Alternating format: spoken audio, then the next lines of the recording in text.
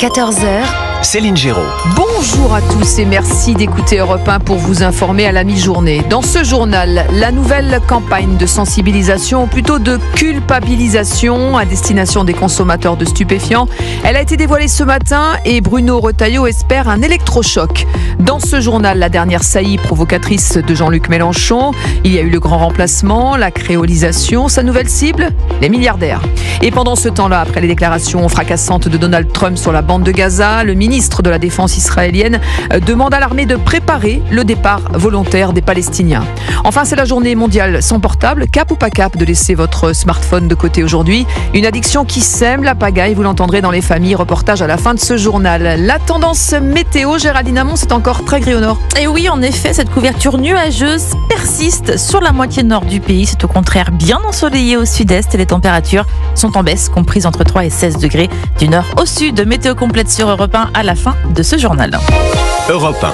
Une voiture dérobée toutes les 4 minutes en France. 2 tiers sont des SUV, des vols de véhicules qui n'ont pas régressé selon le baromètre annuel dévoilé par le traceur Coyote aujourd'hui. Et Aurélien Fleureau, ce qui interpelle, c'est le mode opératoire des malfaiteurs. Oui, puisque selon les données de cet observatoire l'an dernier, la quasi-totalité des vols ont été réalisés de manière électronique. Donc oubliez les effractions, cela n'existe presque plus. Ce sont désormais des réseaux bien organisés qui parviennent à ouvrir les voitures à distance, comme l'explique Stéphane Curtelin de l'entreprise Coyote. 94% des voitures volées le sont par des méthodes électroniques, c'est ce que l'on constate sur le terrain lorsque nos détectives vont retrouver les véhicules. Je vous donne un exemple très simple, les clés main libres que l'on a tous aujourd'hui sur des véhicules récents, elles émettent des ondes et ces ondes peuvent être récupérées par des dispositifs assez légers qui sont utilisés par les malfaiteurs pour ouvrir ensuite le véhicule à votre insu et partir avec. Alors pas de surprise, les modèles les plus vendus sont les plus volés, des SUV familiaux, mais aussi des berlines type Mégane ou des citadines type 208.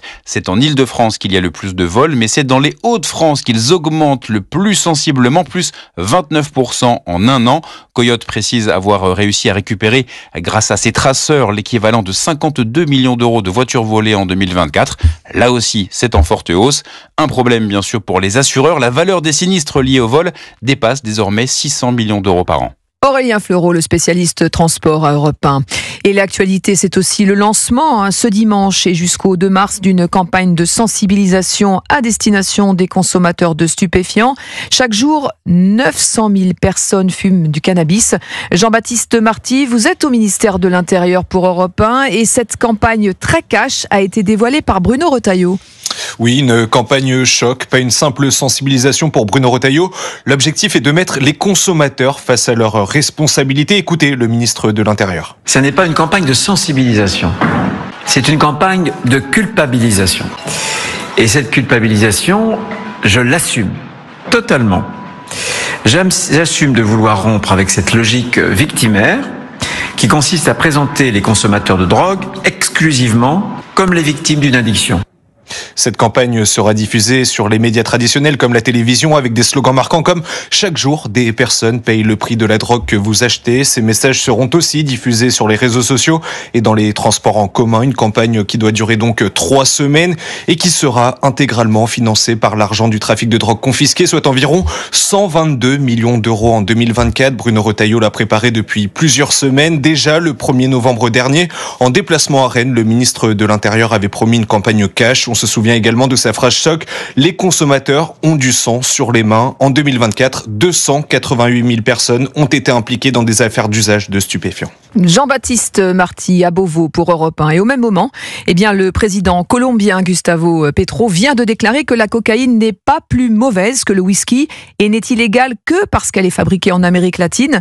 Le trafic mondial de cocaïne pourrait être facilement démantelé si cette drogue devenait légale partout dans le monde. Elle se vendrait comme les vins, a-t-il ajouté. Non comment. L'actualité politique à 13h03 sur Europe 1 avec vous, Céline Géraud, et cette nouvelle saillie de Jean-Luc Mélenchon. Toujours plus radical, après avoir appelé à la créolisation et au grand remplacement du peuple français, Jean-Luc Mélenchon s'attaque maintenant aux milliardaires, Alexis de la Fontaine. Oui, Jean-Luc Mélenchon profite de l'augmentation des impôts sur les plus riches pour les dénigrer. Les uns accumulent sans fin et les autres se font dépouiller d'eux-mêmes. En parallèle exact, tout ce qui va aux milliardaires a été retiré à ceux qui produisent. Voilà la vérité qui fait qu'il est immoral d'être milliardaire. immoral avec ses propos. Jean-Luc Mélenchon cherche à marquer une rupture nette avec le Parti socialiste, car depuis la non-censure des députés PS, la France insoumise se déchaîne contre ses anciens compagnons. Les élus LFI publient depuis hier des visuels assimilant Olivier Faure et ses collègues à Marine Le Pen et au fascisme, de quoi définitivement tuer le nouveau Front populaire. Mais viendra sans doute le moment des excuses, répond Olivier Faure, car en cas de nouvelles législatives, le nouveau Front populaire continuera d'exister pour battre le RN, assure le patron des socialistes. Et de son côté, Emmanuel Macron a eu un entretien téléphonique hier soir avec le nouveau dirigeant syrien par intérim, Ahmed Al-Shareh, qui, pour mémoire, est un ancien djihadiste, membre actif de l'État islamique et d'Al-Qaïda. Jacques Serret, malgré cela, le président a décidé de l'inviter en France prochainement. Oui, selon nos informations, Emmanuel Macron a bien signifié à Ahmed Al-Shareh qu'il était le bienvenu à Paris. Une démarche totalement assumée d'après une source proche du dossier. Le président français est le premier dirigeant européen à échanger avec cet ancien chef du front Al-Nosra, ex-membre d'Al-Qaïda et de l'État islamique. Peu importe pour le locataire de l'Élysée qui, même pour cet interlocuteur, a gardé la même méthode. Lorsqu'il s'entretient pour la première fois avec un nouvel homologue, il l'invite en France. Paris ouvre ainsi la voie à un réchauffement de la relation diplomatique avec la Syrie, malgré le CV de son nouveau dirigeant. Alors, aucune date n'a été arrêtée pour sa venue. Selon nos informations, il n'est pas prévu qu'Ahmed Al-Shareh soit là à la conférence internationale sur la Syrie, organisée à Paris la semaine prochaine, le 13 février. Ce sera son ministre des Affaires étrangères. Les informations de Jacques Serret du service politique d'Europe 1. L'actualité internationale maintenant, après les déclarations fracassantes de Donald Trump sur la bande de Gaza hier. Le ministre de la Défense israélien demande aujourd'hui à l'armée de préparer le départ volontaire des Palestiniens. Wilfried de Villers. Oui, Israël Katz qui précise dans un communiqué que ce plan permettra, je cite, à tout habitant de Gaza qui le souhaite de partir vers n'importe quel endroit du monde qui accepte de l'accueillir. Un plan en train d'être mis sur pied et qui devrait comprendre, sur le ministre, des options de sortie au point de passage terrestre de l'enclave palestinienne. On ne sait pas encore clairement lesquelles. Il pourrait s'agir de ceux donnant vers l'Égypte, comme celui de Rafah. Il ne précise pas s'il entend laisser transiter par Israël ceux choisissant l'exil. Des dispositions spéciales seront aussi prises pour des sorties par voie maritime et aérienne. Le seul aéroport de Gaza a été détruit lors de la seconde intifada entre 2000 et 2005. Ce qu'il faut aussi comprendre, c'est que pour l'instant, les Gazaouis ne peuvent pas quitter leur territoire depuis le début de la guerre en octobre 2023. Et ce, malgré la trêve en vigueur ces 3 dernières semaines. Ce plan de départ volontaire qui fait suite, vous l'évoquez Céline, à l'idée lancée mardi par Donald Trump d'une prise de contrôle américaine de la bande de Gaza et d'un déplacement de la population vers l'Égypte et la Jordanie, option tout simplement rejetée par les 2 pays voisins d'Israël. Et les propos de Donald Trump ont largement été nuancés par son administration. Le chef de la diplomatie américaine, Marco Rubio, a affirmé dans la nuit que tout transfert des Gazaouis ne serait que temporaire. Wilfried de Villers. 13h07, la suite du journal de Céline Géraud sur Europe 1 et le projet de ce texte qui avait été contesté en décembre dernier par une partie des élus de droite. Oui, il s'agit du programme d'éducation à la vie affective, relationnelle et sexuelle et il a été officiellement publié ce matin. Il sera dispensé lors de la prochaine rentrée dans les établissements publics et privés sous contrat. Louise Salé, dans cette nouvelle version, la question d'identité de genre est désormais abordée plutôt au lycée. Oui, à partir de la 3e. Alors pour rappel, dans la première version qui avait fuité fin novembre, le texte contenait davantage d'occurrences. C'est moins le cas. De plus, il est explicitement dit que cet enseignement à la sexualité ne se substitue pas au rôle des parents. Et en maternelle, il n'est plus question de présenter aux enfants des modèles de famille, monoparentales, homosexuelles ou autres, mais de répondre aux questions des élèves, s'ils en ont. Voilà pour les principaux changements. Ce programme sert donc de cadre à n'importe quel prof qui désire aborder ce sujet en classe, mais il s'adresse surtout aux enseignants qui ont suivi ou vont suivre une formation sur ce sujet. D'ici la rentrée prochaine, il devrait y avoir au moins un prof formé dans chaque établissement. Il est aussi possible que l'école demande à des intervenants extérieurs de participer à ces séances, mais cela doit se faire sous l'autorité du professeur et dans le respect de ce programme. L'association qui intervient doit être agréée par l'Éducation nationale. Les précisions de Louise Salé, la spécialiste éducation à Europe 1.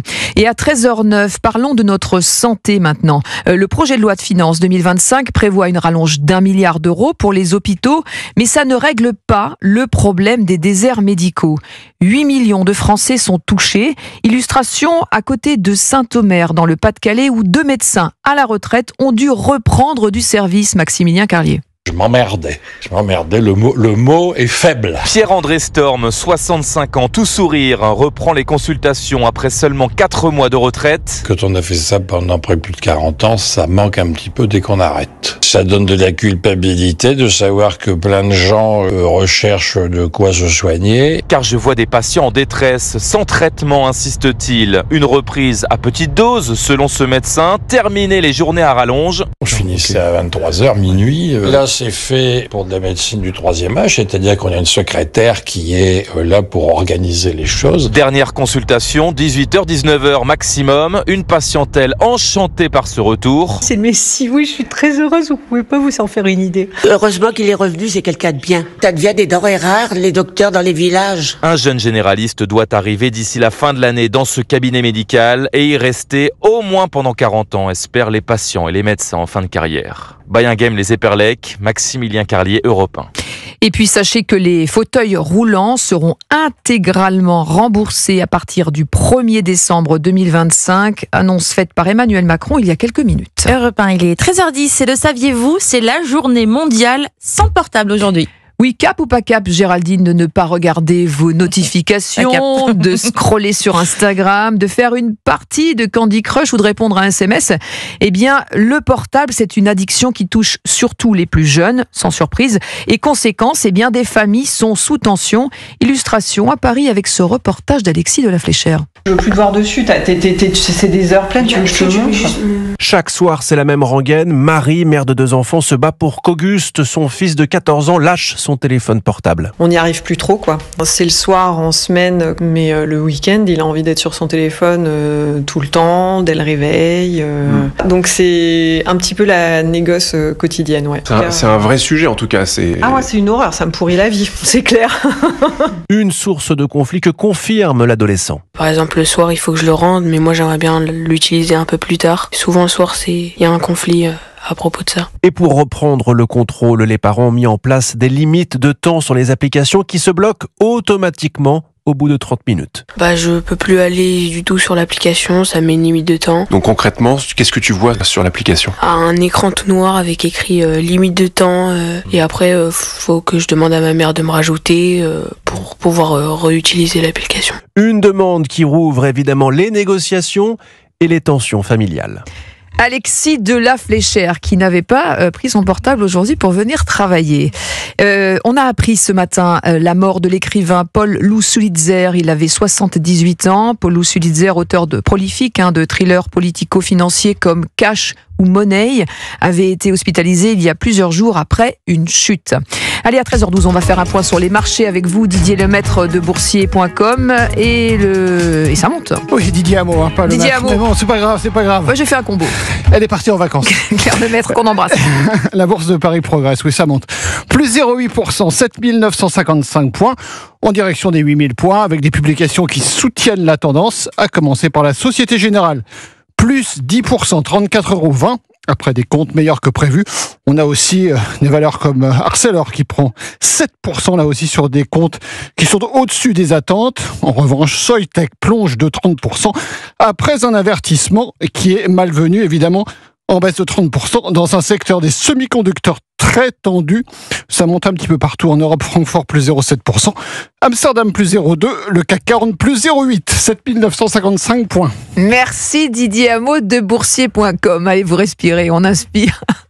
Et on reste ensemble, bien sûr. On va faire un point sur la météo avec vous, Géraldine Hamon. Les températures en baisse. Oui, ça commence. Il fera 3 degrés à Bourg-en-Bresse et Nancy aujourd'hui, 4 degrés à Lyon, 6 à Lille et Paris, 8 à Rennes, 9 degrés à Biarritz, 10 degrés à Quimper et Bordeaux, 11 à Brest et Toulouse, 13 degrés à Montpellier, 15 degrés à Nice et Ajaccio, jusqu'à tout de même 16 degrés à Marseille. Alors le temps est globalement bien gris, vous l'avez remarqué, avec beaucoup de nuages et parfois des brouillards sur une grande partie nord du pays jusqu'au Poitou-Charentes. Le soleil fait toutefois de belles apparitions le long de la Manche où le vent reste assez sensible cet après-midi. Notez que ce soir et cette nuit, des flocons pourront tomber très localement du Grand Est au aux collines normandes, alors que sur le sud-ouest, les brouillards du début de journée au sud de la Garonne peinent à se dissiper, alors que sur le sud-est, eh bien, vous profiterez, et vous en avez de la chance, d'un beau soleil. Demain, le temps sera très perturbé par l'ouest, avec un risque de neige sur les hauteurs du Nord et des Pays de la Loire au Pas-de-Calais. Les températures minimales demain matin seront très froides.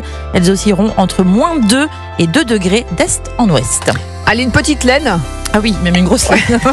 Et on reste ensemble jusqu'à 14h. On va décrypter l'actualité et on va revenir sur cette campagne choc de sensibilisation, ou plutôt de culpabilisation à destination des consommateurs de stupéfiants. Bruno Retailleau l'a lancé ce matin. Est-ce que ces consommateurs mesurent vraiment leurs responsabilités ? Quelles conséquences pour notre société ? Eh bien, on va en débattre avec Olivier d'Artigol et Jean-Claude Dacier. À tout de suite. Il est 13h15 et vous écoutez Céline Giraud. Bon début d'après-midi sur Europe 1.